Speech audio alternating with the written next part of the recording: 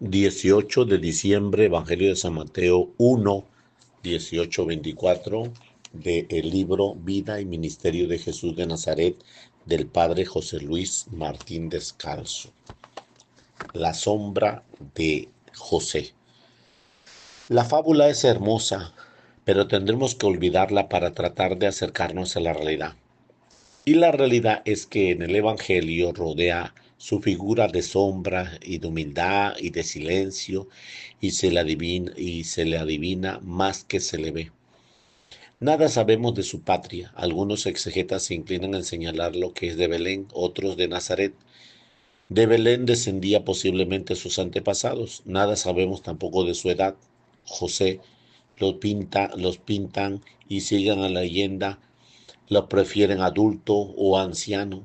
Un especialista como Franz Jacques sitúa a José a la hora de su matrimonio entre los 40 y 50 años, aún rechazando la idea de la ancianidad. Pero dada la brevedad de la vida de aquel siglo, de aquel país, los 40 o 50 habrían sido una verdadera ancianidad. Al otro extremo se ven Jim Bixson, que pone a José con 19 años. Lo más probable es que tuviera algunos años más que María, que se desposaran con ella en torno a los 25, edad muy corriente para los jóvenes que se casaran en aquel tiempo. ¿Era realmente carpintero? Otra vez la oscuridad. La palabra griega tectón habría de traducirla en rigor como artesano. Sin mayores especificaciones a favor de un trabajo de carpintería estaría la antigüedad de la tradición. San Justino nos dice que construía yugos y arados y en la misma línea escribía Orígenes, San Efrén y San Juan Damasceno. El hecho de que a ningún apócrifo lo atribuya jamás otro oficio hasta la Edad Media no aparecen los autores que dicen herrero. San Isidro de Sevilla, entre otros, pero también prueba decisiva señala con precisión el oficio de José. Algo puede aclararse el hecho de que en la época de Cristo en Palestina escaseaban la madera. No había sino los famosos cedros que eran pocos y propiedades de ricos, palmeras, higueras y otros frutos. Como consecuencia, muy pocas cosas eran entonces de madera. Concretamente, en Nazaret las casas o eran simples cuevas eh, excavadas en las rocas o edificios construidos con cubos de la arena caliza típica del lugar, tan blanda que se le cortaba con la sierra. En los edificios de madera se reducían a las puertas y muchas casas no tenían otra puerta que una un gruesa cortina. No debía, pues, ser mucho el trabajo de un carpintero en pueblo que no más de 50 familias, preparar o reparar aperos de labranza o construir rústicos carruajes o carretas. Los muebles apenas existían en civilización en que el suelo era la silla más corriente y cualquiera piedra rodeada de única mesa. Evidentemente la carpintería no era un gran negocio en Nazaret entonces. Habría que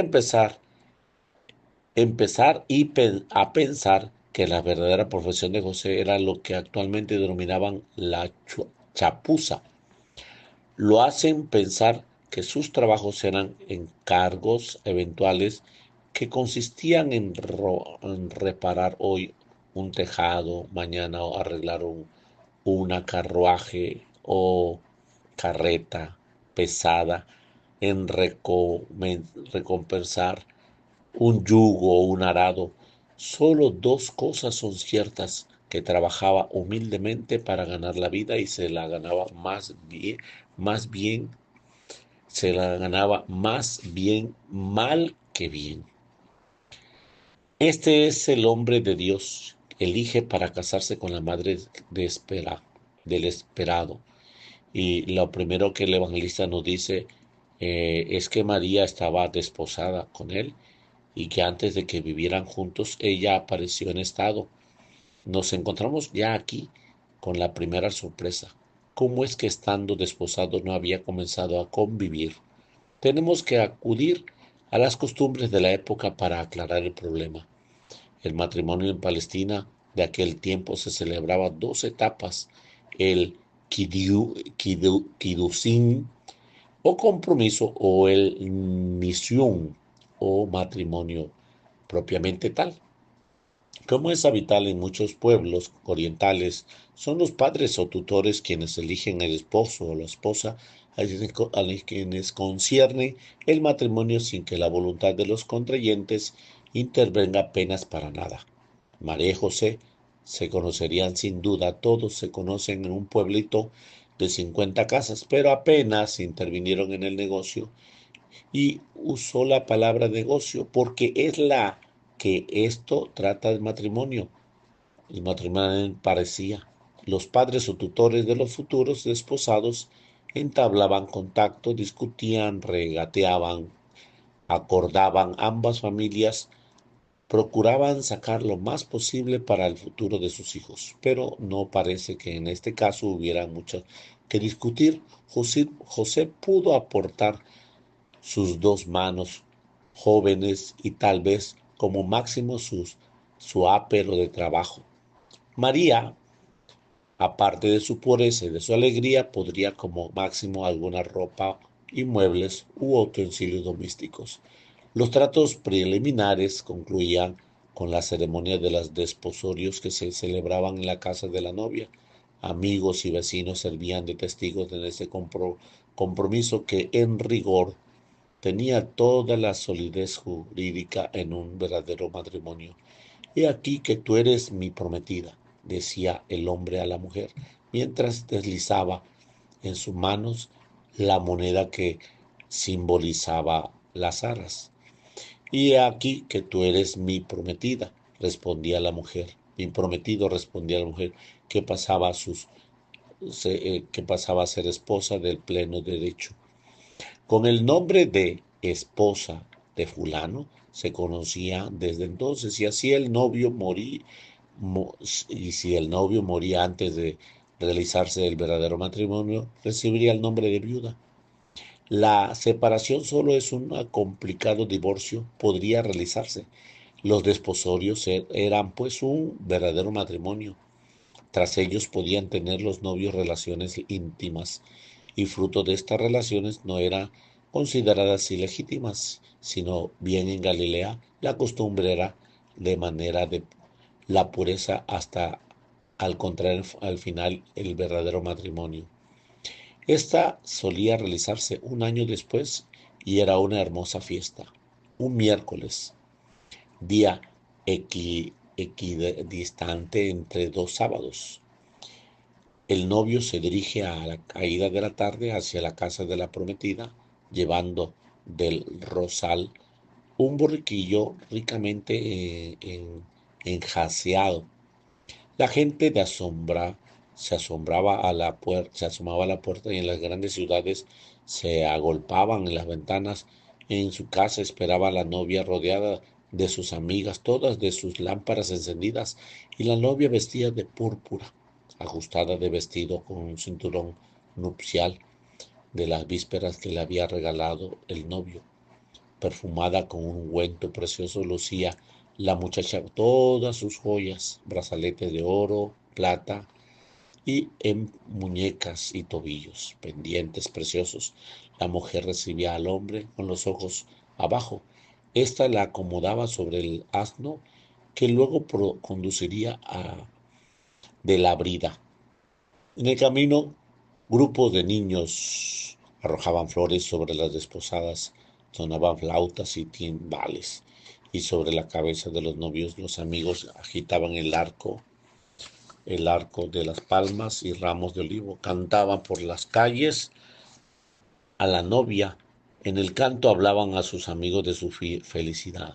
El cortejo y los amigos del esposo cantaban también, elogiando las virtudes de los desposados ya en la casa del novio, Un sacerdote, un anciano, leía los textos que hablaban de los amores de Sara y de Tobía, y él vino completamente la alegría de todos. María y José vivieron sin duda todas estas ceremonias y costumbres y realidades, pero para ellos era la primera y la segunda ocurrió algo que trastornó su vida y que dio un especialísimo sentido de ese matrimonio. María y José iban a cruzar este tremendo desierto de los modernos llamemos el silencio de Dios. Son estas baches del alma en los que parecen que todo se hundiera. Miremos a la derecha y a la izquierda, solo vemos mal e injusticia. Salíamos fuera de nuestras almas y contemplamos un mundo que se destruye, la guerra que no cesa, los millones de hambrientos, incluso en el mundo del espíritu no vemos sino vacilación, ni la propia iglesia parece segura de sí misma. Nos volvemos entonces a Dios y nos encontramos en un muro de silencio porque Dios no habla. ¿Por qué se calla? ¿Por qué nos niega la explicación que tenemos que dar derecho? Hemos dedicado a Él lo mejor de nuestra vida. Creemos tener la conciencia tranquila. Mereceríamos una respuesta, pero Él permanece callado horas y horas, días y días, y María preocupada porque no le dice nada a José. Alguien nos recuerda entonces la frase del libro de Tobías, porque era grato a Dios, era preciso que la tentación te probara. Por ser grato a Dios, precisamente por ser grato. La paradoja es tan grande que nos parece un bello consuelo sin sentido, pero es el único que nos lleva porque Dios continúa callado, sin considerarnos esas palabras suyas que las aclararán todo. Dios niega este consuelo a los mejores amigos, escribe Moyer, y la Biblia, la Santa y Sagrada Biblia, la testimonia largamente. Todos han pasado alguna vez por esos amargos desiertos del silencio de Dios en los que ahora van a vivir María y José. Ella había partido hacia Karen a mitad del año, entre la ceremonia de los desposorios y el matrimonio propiamente tal. Había pedido permiso a José para ausentarse, pero no había dado demasiadas explicaciones. Tampoco José le había pedido, era natural que le gustara pasar una semana con su prima y muchos más si sabían lo que se sospechaba que Isabel esperaba un niño. Algo más extraño resulta la vuelta precipitada de María, aunque los exegetas no están de acuerdo, los textos evangélicos parecen insinuar que volvía de Nazaret faltando unos días o semanas para el nacimiento de Juan. Al menos nada dice de una presencia de María en los días del alumbramiento. ¿Y qué viene ahora? ¿Y qué viene ahora esta prisa? ¿No era normal que acompañarse a su prima precisamente en los días en los que podía necesitarla? Esa prisa obliga a pensar que o faltaba poco tiempo para la ceremonia del matrimonio de María, o más probable que los síntomas de la maternidad empezaban a ser ya claros en ella y no quiso que José se enterase de la noticia estando ya fuera. Regresó pues a Nazaret y esperó en silencio. No parece en absoluto verosímil que María contase como apunta Bizot su estado de José. Los evangelistas lo insinúan un silencio absoluto de María. San Juan Crisóstomo, en una homilía prodigiosa, análisis psicológico, trata de investigar el porqué de este silencio. Ella estaba segura de que su esposo no hubiera podido creerle si le contara el hecho de tan extraño y extraordinario de la anunciación. Temía incluso excitar su cólera y al dar la impresión de que ella trataba de cubrir una falta cometida. Si la Virgen había de experimentar esta extrañeza bien humana al preguntar cómo ocurría lo que anunciaba el ángel, Al no conocer ella varón, cuando más habría dudado José, sobre todo si conocía esto de labios de una mujer. Por eso mismo, por eso mismo hecho de contarlo se convertía en un sospechosa. No, no era algo demasiado delicado para hablar de ello. Además, ¿qué prueba podía aportar María de aquel misterio que llenaba sus senos sin inversión de varón? Se calló, esperó, se quedó en silencio. Esta había sido una táctica en el caso de Isabel y Dios, y se había anticipado a dar la explicación necesaria también. Esta vez lo ocurría, seguía siendo asunto suyo. Como conocía José el embarazo de María, tampoco lo sabemos. Lo más probable es que no lo notara al principio. Los hombres suelen ser bastante despistados en estas cosas. Lo verosímil es pensar que la noticia comenzó a recorrerse entre las mujeres de Nazaret, que algunas de ellas, entre pícaras e irónica, felicitó a José porque iba a ser padre. Y ya hemos señalado que nadie puede ver un pecado en este quedar embarazada. María, antes de la ceremonia matrimonial, no era lo más concreto, pero tampoco era un adulterio.